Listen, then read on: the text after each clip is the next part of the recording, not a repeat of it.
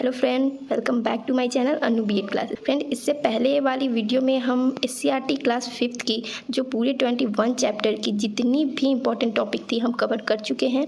अगर आप मेरे चैनल पे पहली बार आए हैं तो प्लीज़ जाएं, उस वीडियो को भी देखें। आज हम एससीईआरटी ईवीएस की क्लास 4th की इंपॉर्टेंट टॉपिक कवर करेंगे। क्लास 4th में आपकी टोटल 25 चैप्टर है जो आपको इस वीडियो में अच्छी तरह से कंप्लीट होने वाली है। तो चलिए बिना किसी देरी के स्टार्ट करते हैं आज की क्लास। वर्ग 4 पार्ट 1 रंग बिरंगे खिलते फूल।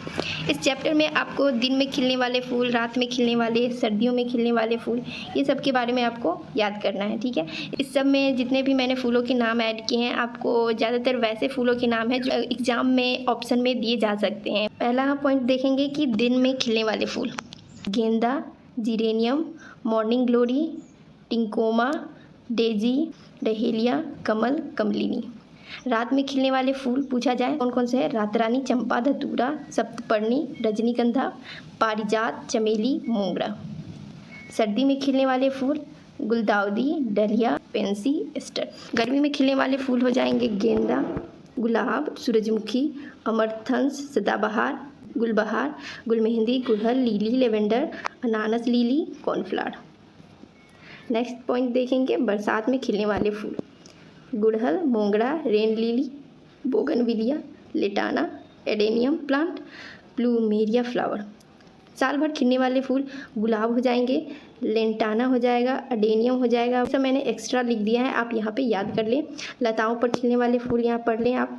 ये देखिए लताओं में खिलने वाले, ये सब आपको कुछ जो मेन है 4-5 आपको याद करने होंगे। इतने सारे मैं लिख दी हूँ कि आपको कोई भी फूल का नाम छूटे ना, इसलिए। झाड़ीदार पौधे पर खिलने वाले फूल क्या क्या हो जाएंगे यहाँ पे: चांदनी, चंपा, गुड़हल, ये सब हो जाएंगे। सारे फूलों के नाम इसमें से कोई भी एक आ सकता है आपको: दिन में, रात में, सर्दी में, गर्मी में, बरसात में, साल भर खिलने वाले, लताओं पर खिलने वाले, पेड़ों पर खिलने वाले या झाड़ीदार पौधे पर खिलने वाले फूल। इसमें ये सब पॉइंट्स आपको अच्छे से ध्यान में रखना है। नेक्स्ट चैप्टर है कोई देता अंडे कोई देता बच्चे, पार्ट 2। गौरैया घोंसला बनाकर अंडे देती है। नेक्स्ट पॉइंट है अंडे देने वाले जीव कौन कौन से हो जाएंगे: मुर्गी, बत्तख, सांप, छिपकली, मगर, घड़ियाल और कछुआ। नेक्स्ट पॉइंट है बच्चे देने वाले जीव हो जाएंगे: गाय, बकरी, कुतिया, व्हेल, डॉल्फिन, चमगादड़। एक बार में एक से अधिक बच्चे देने वाले जीव जो होते हैं वो सी हॉर्स होते हैं। एक बार में 2000 बच्चे देते हैं। एक बार में एक अंडा देने वाले जीव जो होते हैं गिलमाट होते हैं और रिजर्व बील होते हैं। एक बार में एक से अधिक अंडे देने वाले जीव जो होते हैं परावत या जंगली कबूतर, गरुड़, ये 2 अंडे देते हैं। ढोमरा या गग चिल्ली की विभिन्न जातियां वो 3 अंडे देती हैं और टिटिव की अनेक जातियां 4 अंडे देती हैं। एक बार में एक बच्चे देने वाले जीव जो हो जाएंगे वो मवेशी, घोड़े, कुछ मृग, जिराफ, दरियाई घोड़े, हाथी, सील, व्हेल, डॉल्फिन, गेंडे। अब पार्ट 3 है हड़बड़ में गड़बड़। छिपकली मगरमच्छ के कान की जगह 2 छेद होते हैं जिसमें वे सुनते हैं। इस चैप्टर में आपको कानों के बारे में पढ़ना है कि किसके कान कैसे होते हैं, किसके कान बाहर की तरफ होते हैं, किसके कान के छेद होते हैं, किसमें कान नहीं होते हैं। ये सब आपको इस चैप्टर में पढ़ना है। देखिए क्वेश्चन में क्या है कि किसके कान कैसे। हिरन के कितने कान होते हैं? 2 कान होते हैं। चीता के कितने होते हैं? 2। मेढक की कान नहीं होते हैं। आपको पूछेगा कौवे के कान होते हैं कि नहीं, तो होते हैं उसके भी कान, लेकिन वो जो उनके बाल होते हैं उससे वो 2 छेद ढके होते हैं। सांप के कान नहीं होते हैं। जिनके कान बाहर नहीं होते हैं जैसे कि हंस हो गई, मछली हो गई, मच्छर हो गए और मगरमच्छ हो गए। जानवरों के शरीर पर डिजाइन उनके बाल से बनते हैं। जो जीव बच्चे देते हैं उनके शरीर पर बाल होते हैं और कान भी बाहर दिखाई देते हैं। अंडे देने वाले शरीर पर बाल नहीं होते हैं, उनके कान बाहर नहीं होते। पार्ट 4 कौन त्यौहार कब मनाया जाता है ये पढ़ेंगे हम। दीपावली कार्तिक माह की पूर्णिमा तिथि को मनाया जाता है। क्रिसमस 25 दिसंबर को मनाया जाता है। ईद रमजान के बाद सतवाल की पहली तारीख को ईद उल फितर मनाते हैं। होली फाल्गुन मास की पूर्णिमा तिथि को मनाते हैं। और इसमें ये क्वेश्चन है पकवान और त्यौहार कि कौन सा पकवान किस त्यौहार पे बनता है। ये मैंने कुछ लिखा हुआ है, आपको कुछ अपने से भरना है, आप इसमें खुद से भर लें। नेक्स्ट है पटना साहिब हर मंदिर। सिखों के पूजन स्थल को गुरुद्वारा कहते हैं। पटना साहिब में जहां सिखों के 10वें गुरु गोविंद सिंह का जन्म हुआ था वहां बहुत बड़ा गुरुद्वारा है, वो तख्त हरमंदिर साहिब कहलाता है। सिखों के 10वें गुरु कौन थे? गुरु गोविंद सिंह।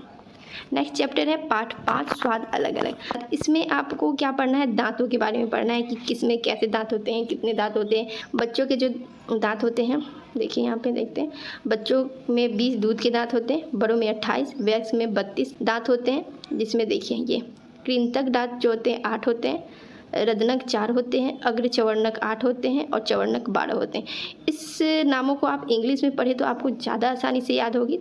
दांतों की संख्या, 6 माह का बच्चा या बच्ची में कितने दांतों की संख्या होती है? 1 या 2 दांत आ सकते हैं, लेकिन हर बच्चे में पहले कौन सा और कितने दांत होते हैं ये अलग अलग होता है, ठीक है। 2-3 वर्ष का बच्चा 16 दांत, 8-9 वर्ष का बच्चा में 12 दूध के दांत होते हैं, 12 स्थायी, टोटल 24 दांत होते हैं। 21 वर्ष के ऊपर 28 दांत हो जाते हैं। नेक्स्ट पॉइंट है, दांत कितने प्रकार के होते हैं? 4 प्रकार के होते हैं। देखिए छेदक, जिसको इंग्लिश में इंसीजर कहते हैं, काटने वाले दांत होते हैं, ये 8 होते हैं, 4 ऊपर होते हैं और 4 नीचे होते हैं। इसका कार्य क्या होता है? पकड़ने का और कुतरने का। दूसरा दांत होता है भेदिक या रदनक कहते हैं, जिसको केनाइन दांत कहते हैं, फाड़ने का दांत होता है। ये 4 होते हैं, इसमें 2 ऊपर होते हैं, 2 नीचे होते हैं। आकार में कैसे होते हैं? नुकीले। कार्य जो इनके होते हैं भोजन चीरने और फाड़ने के होते हैं। नेक्स्ट है अग्रचवर्णक, चबाने के दांत होते हैं, जिसको प्रीमोलर इंग्लिश में कहते हैं। ये 8 दांत होते हैं अग्रचवर्णक दांत, 4 ऊपर 4 नीचे। इसका कार्य भोजन कुचलने का होता है। चवर्णक, जिसको मोलर कहते हैं इंग्लिश में, चबाने के दांत होते हैं जो 12 होते हैं, 6 ऊपर होते हैं, 6 नीचे होते हैं। आकार धारदार होता है, कार्य इसका होता है भोजन को पीसने का। घोड़ा और शेर के दांत मनुष्यों की तरह एक बार गिरते हैं। सांप मगरमच्छ अपने जीवन में कई बार दांत बदलते हैं, सांप और मगरमच्छ। नेक्स्ट चैप्टर है हरियाली और हम। ये जो पॉइंट्स है रेगिस्तानी ओक, खेजरी गांव, आप इसको एनसीईआरटी की ईवीएस की बुक में पहले पढ़ चुके होंगे।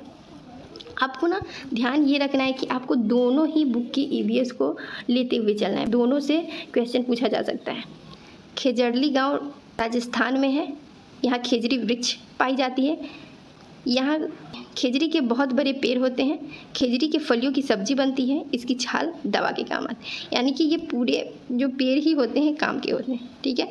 खेजरी कहाँ की वृक्ष है? ये राजस्थान की, याद रखें। देखिए नेक्स्ट पॉइंट है रेगिस्तानी ओक। नाम है रेगिस्तानी ओक, लेकिन ये ऑस्ट्रेलिया में पाई जाती है। ये रेगिस्तानी ओक नामक वृक्ष ऑस्ट्रेलिया में पाया जाता है। इस पेड़ की ऊंचाई एक कमरे की दीवार के लगभग होती है और पत्तियां बहुत कम होती हैं।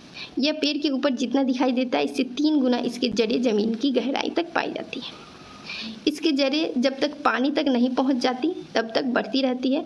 पानी जड़ से होकर पेड़ के तने में जमा होता है। जब कभी इस इलाके में पानी नहीं होता है तो यहाँ के लोग इसके तने के अंदर पाइप डालकर पानी निकालते हैं।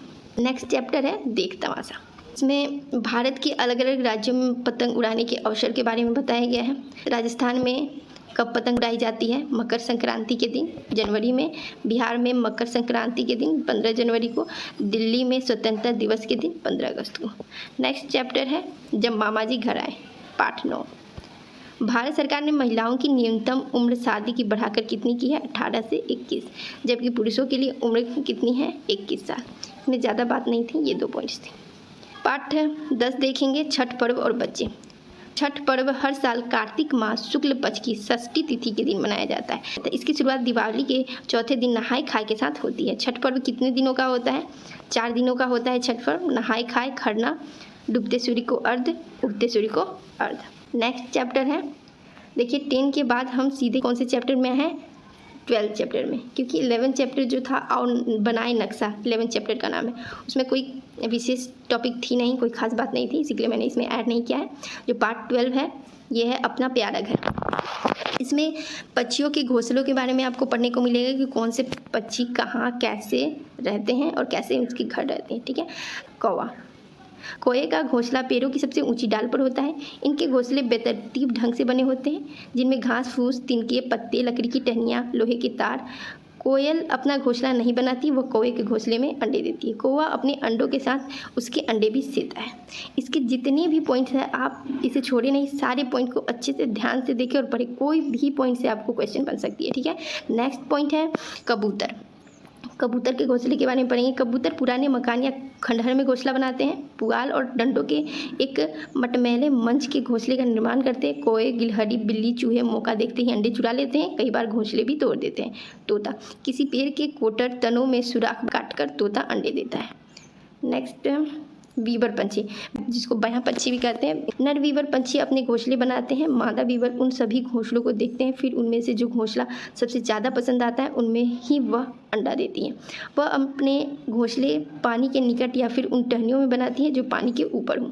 अमूमन कांटेदार तार के वृक्षों में यह अपना घोंसला बनाना पसंद करती हैं क्योंकि इसके वजह से इनके बच्चे परबच्चियों से सुरक्षित रहते हैं। दर्जन चिड़िया के बारे में पढ़ेंगे। दर्जन चिड़िया अपनी नुकीली चोंच से पत्तों को सी लेती है और उनसे एक थैली सी बना लेती है और उसमें अंडे देती है। यह मुख्य रूप से उष्णकटिबंधीय एशिया में पाई जाती है। यह अपने बनाए हुए पत्तों के तह में अंडे देती है। यह आप NCERT की बुक में भी ये सब चिड़ियों के बारे में पढ़ चुके होंगे। उल्लू अपना घोंसला नहीं बनाते। उल्लू अपनी गर्दन पीछे तक घुमा सकता है। इसकी आंखें मानव की तरह सामने की तरह होती हैं। नेक्स्ट है गौरैया। यह अपना घोंसला अधिकांश ऐसे स्थानों पर बनाती है जो चारों तरफ से सुरक्षित हो। इन पक्षियों के घोंसले अधिकतर घरों, छज्जों, तले या वृक्ष के किसी छोटे बिल में होते हैं। सामग्री घास के तिनके, पत्तियों की पतली तीलियां से बुनकर बनाती हैं। कठफोड़वा पेड़ों की छाल पर गहरे छेद खोदते हैं और उन छेदों में अपना घोंसला बनाते हैं। घोंसला में वह लकड़ी के भूसे का अस्तर लगा लेते हैं। नेक्स्ट पॉइंट है नीलकंठ। अब पंछी आमतौर पर मध्यम ऊंचाई पर अपना घोंसला बनाते हैं। घोंसला बनाने के लिए ये पेड़ों की टहनियों, पत्तियों, घास फूस, लकड़ियों के तिनकों का प्रयोग करता है। इसका घोंसला कप के आकार के जैसा होता है। पेड़ों के तनों में छिद्र में भी ये अपना घोंसला बनाता है। कभी कभी यह कठफोड़वा के बनाए छिद्र में भी अपना घोंसला बना लेता है। नेक्स्ट पॉइंट है पंडुक के बारे में, जिसको फाख्ता भी कहते हैं, इंग्लिश में डॉब, कपोतक, कुछ भी आपसे पूछ सकता है। इसके सारे नाम आप याद कर लें। पंडुक कैक्टस कांटों के बीच या मेहंदी के मेढ़ में अपना घोंसला बनाती है। नेक्स्ट पॉइंट है रात में दिखने वाले जीव। चमगादड़, रेगिस्तानी चूहे, रेगिस्तानी सांप, उल्लू। जो जानवर रात में जागते हैं वे केवल काले और सफ़ेद रंग में ही चीज़ों को देख सकते हैं। ये जानवर दिन के भीषण गर्मी से बचने के लिए रात का समय लेते हैं। कौन से जीव कैसे आवाज़? चूहा का आवाज़ कैसा है? वो बिल में रहता है। चींटी बाम्बी में, भालू डेन में, गीदड़ गांव के निकट उजाड़ स्थान पे, सांप बिल में, बंदर पेड़ पे, उल्लू पेड़ों में, जमीन के छेदों में, खलिहानों में, गुफाओं में घोंसला बनाते हैं। नेक्स्ट चैप्टर है पार्ट 13, खेत से घर तक। फसल बोने के प्रक्रम। सबसे पहले खेत की जुताई करी जाती है फसल बोने के लिए। उसके बाद बुआई, निराई, गुड़ाई, समय समय पर पानी भी देना जरूरी है। बिचड़ों से तैयार होने वाली जो फसल होती है वो धान, प्याज, मिर्च होती है। बीज से तैयार होने वाली फसल जो होती है गेहूँ, मक्का और सरसों। ये आप लोगों के लिए सवाल है कि धान की खेती का क्रम किस प्रकार होता है, पहले कौन से क्रम का प्रयोग किया जाता है। इसको आप सही क्रम में यहाँ से जाकर लिखिए। कमेंट बॉक्स में इसकी ज़रूर आप आंसर दें। मसाले तथा राज्य के नाम। नेक्स्ट पॉइंट है मसाला और राज्य। छोटी इलायची जो मिलता है वो केरला, कर्नाटक, तमिलनाडु में। बड़ी इलायची सिक्किम, नेपाल, बंगाल के उत्तरी भाग में पर्वतीय नदियों के किनारे। नेक्स्ट है मसाले। यहाँ आप मसाले के नाम पढ़ लें, ठीक है। काली मिर्च कहाँ मिलता है? मिर्च, धनिया, जीरा, सौंफ, अजवाइन, मेथी, पीपल, इतना मैं नाम पढ़ूंगी। ये वीडियो कुछ ज़्यादा ही लंबी हो जाएगी, आप यहाँ देख लें। नेक्स्ट मीठा शहद। चैप्टर 16 मधुमक्खियों के क्या कार्य हैं। छत्ते में 3 तरह की मधुमक्खियाँ होती हैं। सबसे बड़े आकार की रानी मधुमक्खी ही एकमात्र अंडे देने वाली मधुमक्खी होती है। इसके द्वारा छत्ते की सभी मादा श्रमिक एवं नर मधुमक्खियाँ का जन्म होता है। नेक्स्ट पॉइंट है सबसे छोटी आकार वाली मादा श्रमिक मधुमक्खी, ये छत्तों का निर्माण करती है। मध्यम आकार के कुछ नर मधुमक्खी होते हैं, ये नर मधुमक्खी संतान उत्पन्न करने में मदद करती है। नेक्स्ट पॉइंट है मादा श्रमिक मधुमक्खियों को जब फूल के रस के बारे में पता चलता है तो वे इसकी सूचना अपनी सहयोगी मधुमक्खियों को विशेष प्रकार से नाचकर गोल गोल चक्कर में घूमती है से भेजती है। इनके संकेत को समझकर शेष श्रमिक मादा मधुमक्खियाँ फूलों का रस चूसने चली जाती हैं। मधुमक्खियाँ शहद और मोम बनाती हैं। मधुमक्खियाँ क्या क्या बनाती है? शहद भी बनाती है और मोम भी बनाती है। मादा श्रमिक जो फूलों से रस चूस कर लाती है उसे शहद बनाती है। इनके पेट से ही मोम निकलता है। नेक्स्ट चैप्टर है 17 तरह तरह के पंछी। पहेली है इसमें। इस चैप्टर में पहेली था कि सुंदर सुंदर कलगी मेरी, खिंचती है सबका ध्यान, चोंच मेरी ताकतवर है, पेट छेदना मेरा काम, मैं हूँ कठफोड़वा। नेक्स्ट था पहेली लंबी टांगों पर खड़ी रहती हूँ, इधर उधर देखती रहती हूँ, छुरी जैसी चोंच है मेरी, मार लेती हूँ मेढक मछली, मैं हूँ हंस। सबसे पहले मैं ही जागता, दूसरों को फिर मैं जगाता, सुबह से जब तक हो शाम, दाना चुगना मेरा काम, मैं हूँ मुर्गा। ये पहेली के साथ आपको क्वेश्चन आ सकते, आप इसे अच्छे से पढ़ लें, ठीक है। Next part 19। पार्ट 17 के बाद मैंने 18 न करके 19 किया है क्योंकि 18 चैप्टर का नाम जंगल में पिकनिक था और इस चैप्टर में कुछ पॉइंट नहीं बन रहे थे, नॉर्मली कहानी था, इसलिए मैंने इसे स्किप कर दिया है। और नेक्स्ट चैप्टर है आपका ककोलत से कन्याकुमारी। ककोला जलप्रपात नवादा जिले में स्थित है। इस झरने की ऊंचाई जमीन के स्तर से लगभग 150 से 160 फीट है। राजगीर ब्रह्मकुंड माना जाता है कि स्वयं ब्रह्मा ने यहाँ 22 कुंड का निर्माण कराया। इन्हीं में से एक ब्रह्मकुंड जिसका तापमान 45 डिग्री सी रहता है। यहाँ सप्तकर्णी गुफाओं से पानी आता है। इस पर्वत में कई तरह के केमिकल जैसे सोडियम, गंधक, सल्फर है। इसकी वजह से पानी गर्म होता है। नेक्स्ट पॉइंट है कन्याकुमारी। तमिलनाडु राज्य के कन्याकुमारी राज्य में स्थित है। यह भारत के मुख्य भूमि का दक्षिणतम नगर है। यहाँ से दक्षिण में हिंद महासागर, पूर्व में बंगाल की खाड़ी और पश्चिम में अरब सागर है। नेक्स्ट है हमारे मददगार कामगार। इसमें भी पहेली है जिसको आपको पहेलियों के साथ क्वेश्चन का उत्तर देना है। ज़्यादातर क्वेश्चन कुछ क्वेश्चन ऐसे भी आते हैं पहेली वाले एग्जाम में, इसको आपको करना होता है। देखिए, तन पर तेरे कपड़े सुंदर, बोलो कहाँ से आया, काट छाट तेरे लायक, किसने इसे बनाया। तो ये हो जाएगा दर्जी। लड्डू पेड़ा रसगुल्ला खाकर करते हल्ला गुल्ला, तुमने खाई ढेरों मिठाई, अब बताओ किसने बनाई, हलवाई।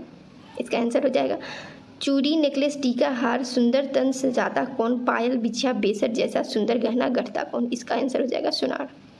नेक्स्ट है जिस मेज पर लिखते तुम, खाट पलंग पर सोते तुम, इनको कौन बनाता है, इसका नाम सुझाओ तुम। तो ये हो जाएगा बढ़ई। ठठेरा का क्या काम होता है, धातु का काम, व्यापार और बर्तनों की मरम्मत उनके पारंपरिक व्यवसाय होते हैं। ओडिशा में उन्हें कंसारी कहा जाता है। लोहार का क्या काम होता है, लोहा या इस्पात का उपयोग करके अलग अलग वस्तुएं बनाते हैं। खेती के औजार, बर्तन, हथियार आदि लोहार ही बनाते हैं। नेक्स्ट चैप्टर है अजय जब गांव लौटे। इसमें एक और चैप्टर था 21। इस 21 चैप्टर का नाम जो था वो तरह तरह के घर। इसमें घर के बारे में बताया गया है कि इग्लू घर कैसा होता है, लकड़ी का घर कैसा होता है। 2 घरों के बारे में बताया गया था जो इसमें मैं नहीं ऐड की हूँ, लेकिन मैं बता देती हूँ आपको, अगर लिखना हो तो आप प्लीज़ नोट कर लें इसे। जैसे पहला इग्लू के बारे में बताया गया था कि इग्लू किस तरह का घर होता है। इग्लू जो होता है बर्फीली सीढ़ियों से बनाए जाते हैं।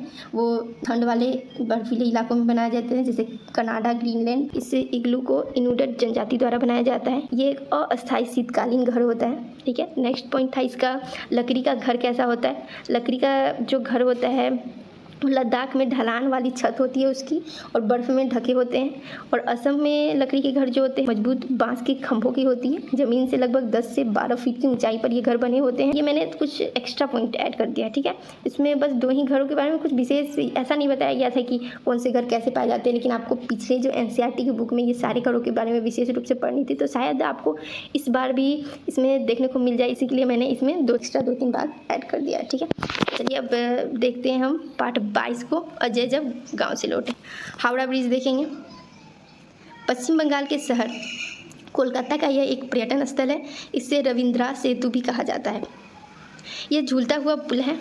निर्माण इसका शुरू हुआ था 1939 में, जनता के लिए 1943 में खोला गया। पहले इसका नाम न्यू हावड़ा ब्रिज था।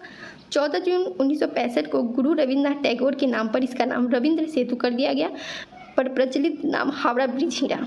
यह पुल हुगली नदी पर है। चिरैया टार ओवरब्रिज जो है पटना के कंकरबाग में है। नेक्स्ट है रज्जू मार्ग, बिहार के राजगीर में है। इसे रस्सी का मार्ग भी कहते हैं, जिसको इंग्लिश में आप रोपवे कहेंगे तो आपको आसानी से समझ में आएगा।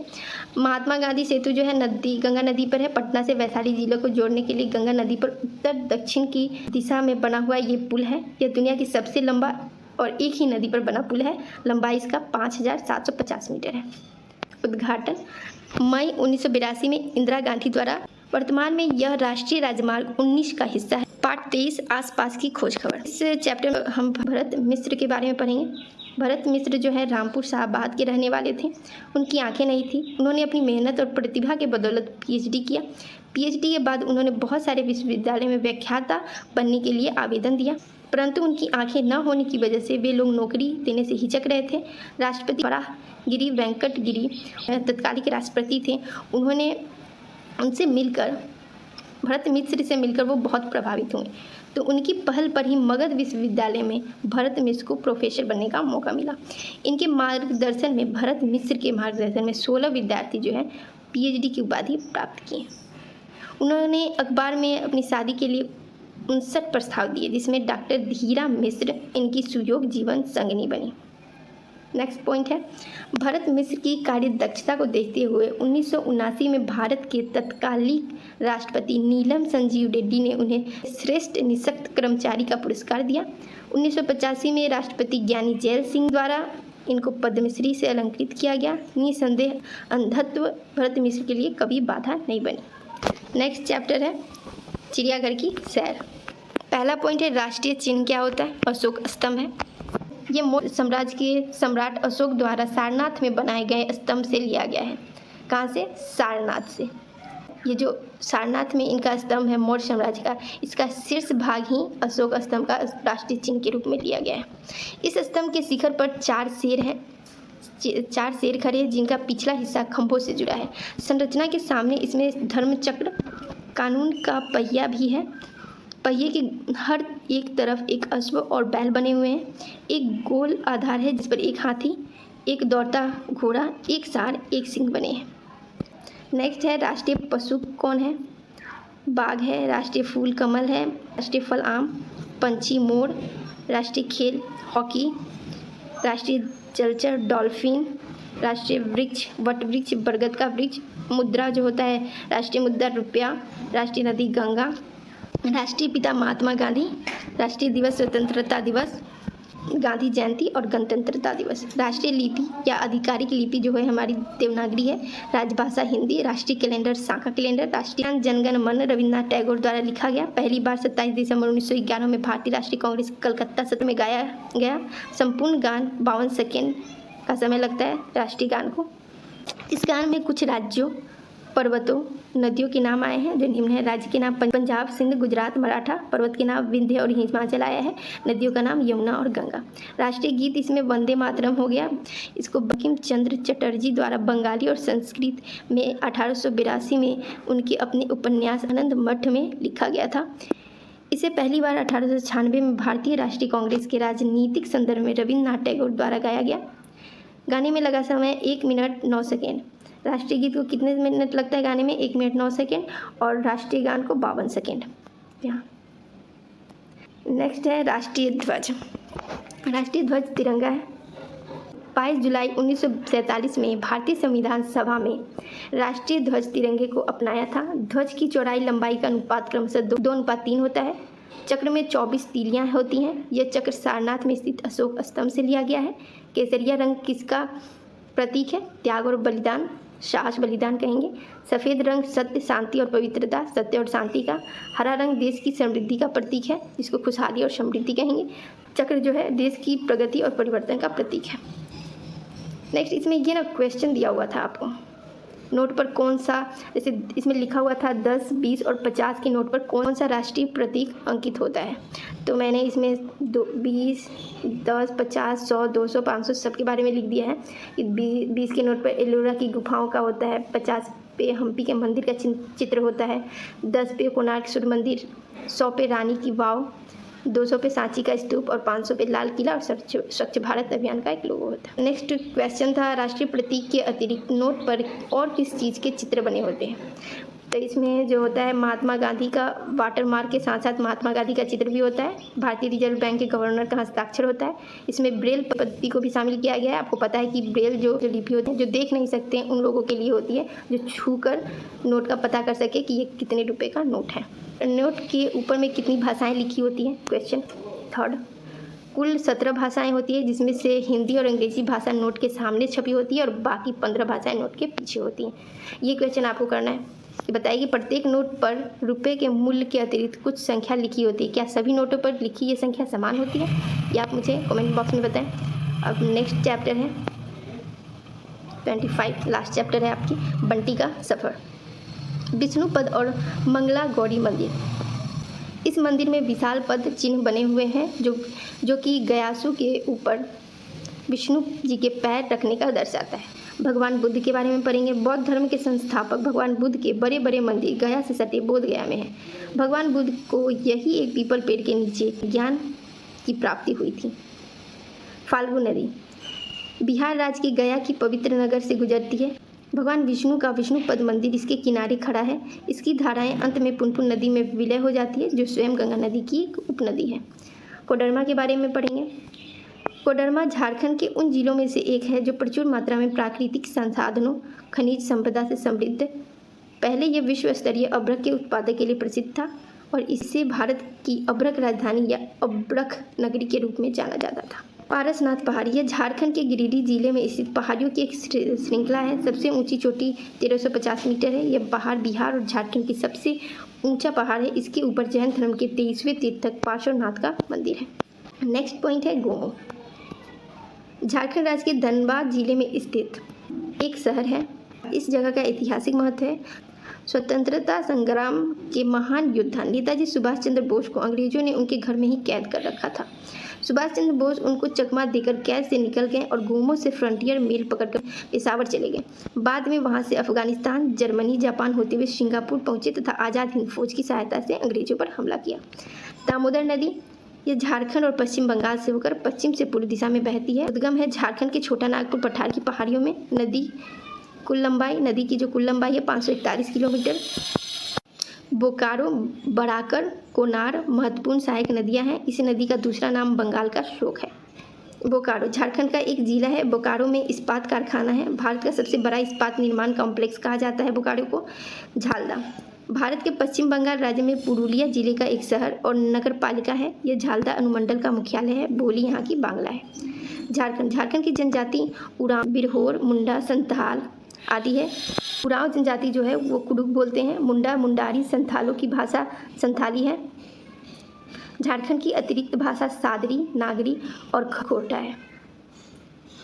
भाषा, बोली जाने वाली भाषा कहाँ की कैसी है?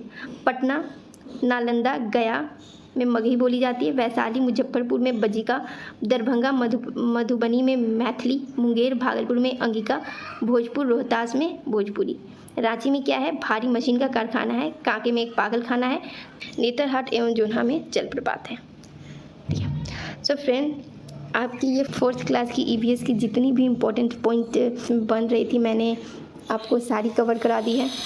और हाँ फ्रेंड्स, अगर आपको इसके नेक्स्ट वाले पार्ट क्लास 3 की भी अगर EVS की इसी तरह की नोट्स चाहिए होंगी तो प्लीज़ मुझे कमेंट करें। अगर एक भी कमेंट आता है मुझे तो मैं उसे ज़रूर बनाने की कोशिश करूँगी। सो फ्रेंड, मेरी ये वीडियो अच्छी लगी हो तो प्लीज़ लाइक करें, चैनल को सब्सक्राइब करें और वीडियो को शेयर करें। Thank you.